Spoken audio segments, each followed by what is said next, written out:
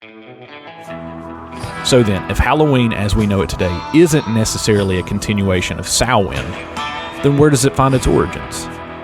The answer, surprisingly, is with Old Mother Church. Halloween was never a pagan festival. It has always been distinctly Christian.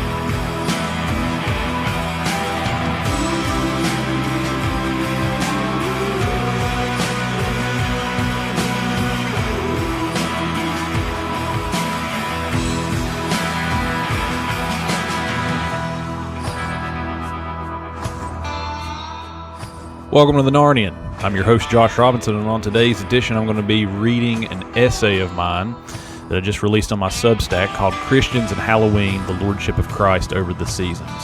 You can actually find this in my book, Re-enchanting Time, How the Lordship of Christ Changes Timekeeping, as an appendix at the end of the book.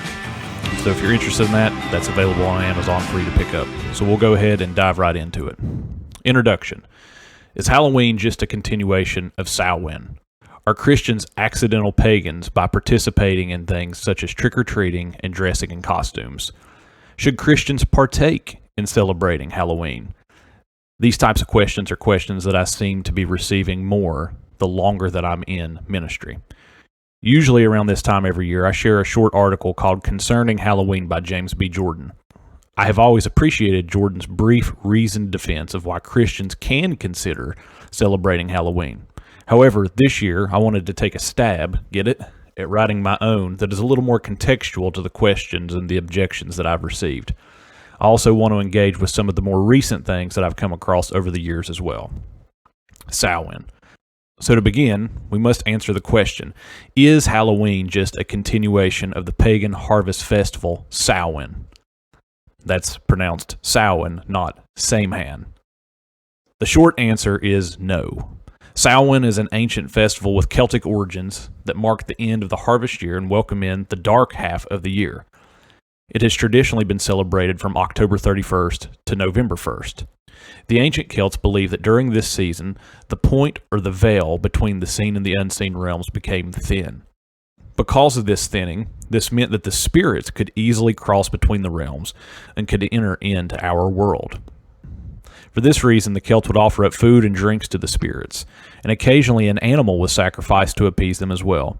It was also believed that the souls of the departed were believed to visit their homes seeking hospitality. In some cases, a place setting of food and drink was put on the dining table in anticipation for the visit. While it is clear that Samhain and Halloween share at least some connection points, such as dates, an emphasis on disguises or costumes, and harvest decoration, that's about all they have in common.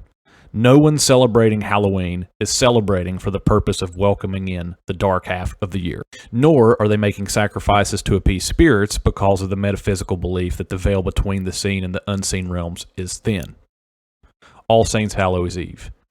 So then, if Halloween as we know it today isn't necessarily a continuation of Samhain, then where does it find its origins? The answer, surprisingly, is with Old Mother Church. Halloween was never a pagan festival. It has always been distinctly Christian.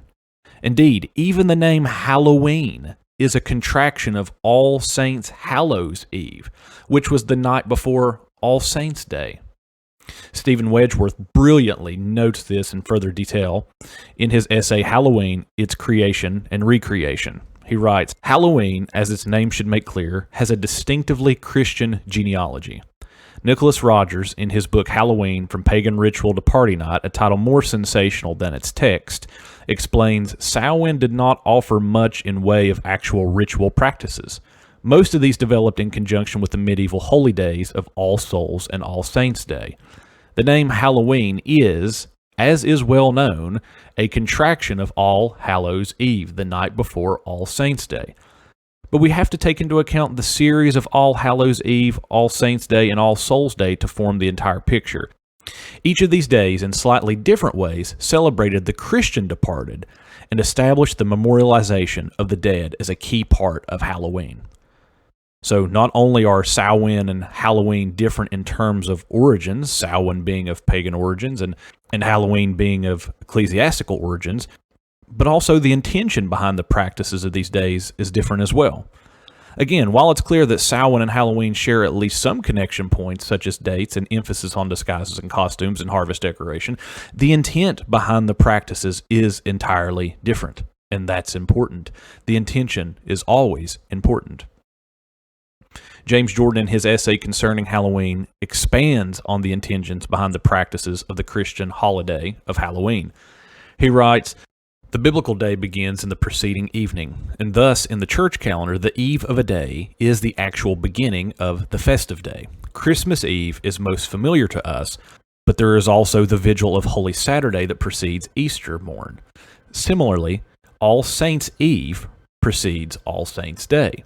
The concept, as dramatized in Christian custom, is quite simple. On October the 31st, the demonic realm tries one last time to achieve victory, but is banished by the joy of the kingdom. What is the means by which the demonic realm is vanquished? In a word, mockery. Satan's great sin and our great sin is pride. Thus, to drive Satan from us, we ridicule him. This is why the custom arose of portraying Satan in a ridiculous red suit with horns and a tail. Nobody thinks that the devil really looks like this. The Bible teaches that he is a fallen arch-cherub. Rather, the idea is to ridicule him because he has lost the battle with Jesus and he no longer has power over us. The tradition of mocking Satan and defeating him through joy and laughter plays a large role in Ray Bradbury's classic novel, Something Wicked Comes This Way, which is a Halloween novel. The gargoyles that were placed on the churches of old had the same meaning. They symbolized the church ridiculing the enemy. They stick out their tongues and make faces at those who would assault the church. Gargoyles are not demonic. They are believers ridiculing the defeated demonic army. Thus, the defeat of evil and of the demonic powers is associated with Halloween. For this reason, Martin Luther posted his 95 challenges to the wicked practices of the church to the bulletin board on the door of the Wittenberg Chapel on Halloween. He picked his day with care, and ever since, Halloween has also been Reformation Day.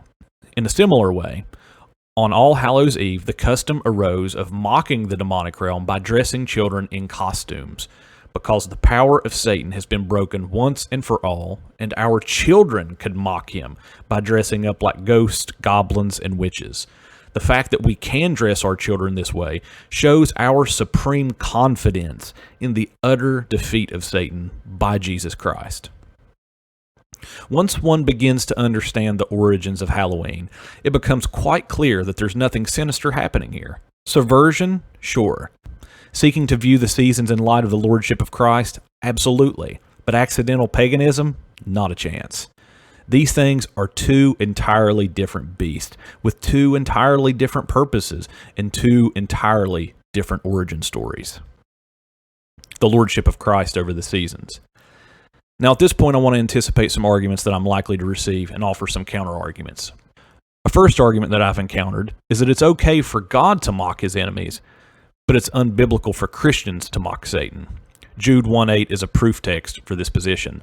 That text says this: "Despite that, in the same way, also these men, because of their dreams, defile the flesh and reject authority and blaspheme majestic beings. But Michael, the archangel, when he argued with the devil, disputing concerning the body of Moses, did not dare to pronounce a blasphemous judgment, but said, 'The Lord rebuke you.' But these persons blaspheme all they do not understand, and all that they understand by instinct, like the irrational animals. By these things they are being destroyed." From this proof text, it is argued that Michael the archangel did not pronounce a blasphemous judgment against Satan, because doing so would be blaspheming majestic, some translations say glorious, beings. Rather than rendering a blasphemous judgment, he said, "The Lord rebuke you."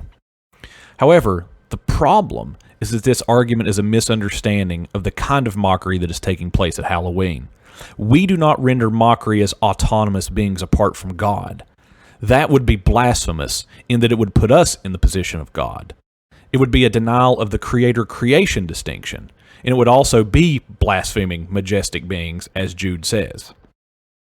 The mockery that occurs at Halloween is a mockery that is rooted in our union with Christ. See Romans 5:1-5. He has disarmed the rulers and the principalities, and he has put them to open shame, triumphing over them. Colossians 1:15-23. Because of our union with him, we are not participating in an autonomous mockery, but a covenantal mockery that is united to Christ. We are essentially saying the same thing that the archangel Michael said in this text, "The Lord rebuke you." The second argument offered, and the most common objection to Christians celebrating Halloween, is that we should have nothing to do with anything that may have pagan overtones or connections to horror and things of that sort. However, there's various problems with this argument as well. The problem with this argument is that it seeks to abandon things to the kingdom of darkness. It gives too much ground to the enemy. This is not the way that Christianity has historically functioned. Because of Christ's lordship over everything, Christians have always sought to bring all things under his feet. Even pagan thought, at times, if it could be redeemed. The way that Christianity has historically done this is through its paradigm of bless, baptize, or burn. In practice, when Christianity encountered pagan thought that was true, it blessed it and accepted it, for all truth is God's truth. When it encountered pagan thought that could be redeemed and used to extend the lordship of Christ, it baptized it and then accepted it. But when it encountered pagan thought that could not be blessed or redeemed, it burned it and did not accept it. Commenting further on this paradigm in his book, Back to Virtue, Dr. Peter Kraft writes, "From the beginning, there were three different attitudes on the part of Christians to the pagan world in general. The first was uncritical synthesis. The second was critical synthesis. The third was criticism and anti-synthesis. Christian thinkers accepted either one, all, or two, some, or three, none of the Greek ideals. The greatest and mainstream Christians, like Augustine and Aquinas, took the second way, which was critical synthesis." An example that I'll point out here can be found in the Apostle Paul addressing the Areopagus at Mars Hill in Acts 17:22-34. In this scene, Paul makes his way to the Areopagus. He stands in their midst and begins to preach to the men of Athens. Paul says as he was passing through, considering their objects of worship, that he found an altar with the inscription, "To an unknown God."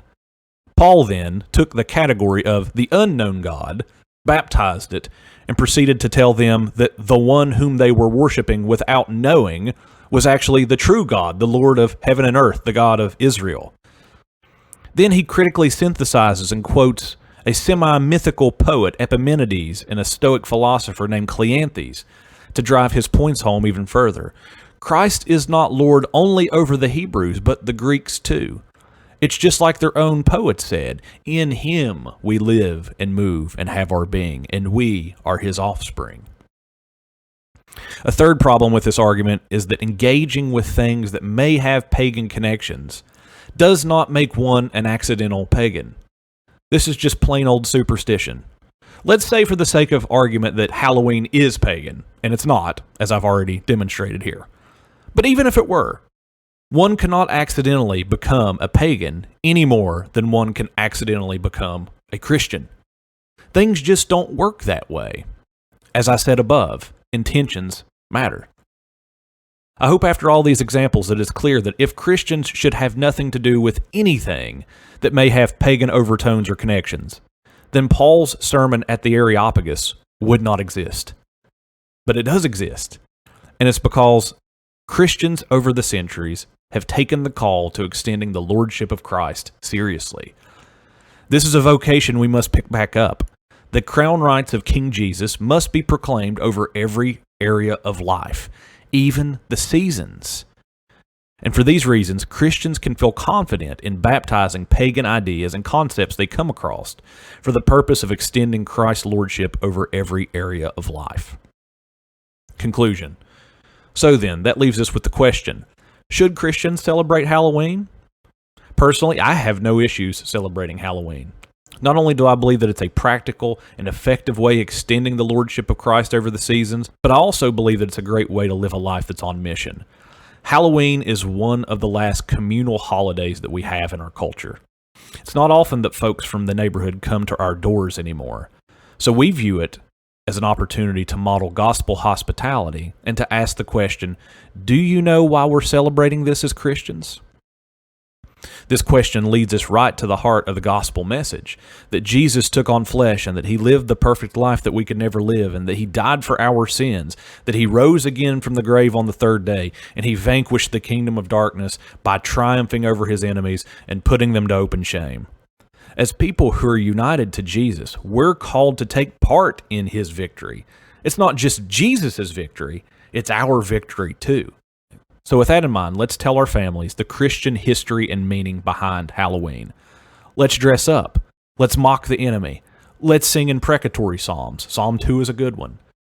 Let's remember the great cloud of witnesses made up of the saints that have passed on into the unseen realm before us. And let's model hospitality to our neighbors. And let's invite them into this Christian celebration too. Let's be Christians that do what Christians have always done for centuries, which is take ground for the kingdom of God.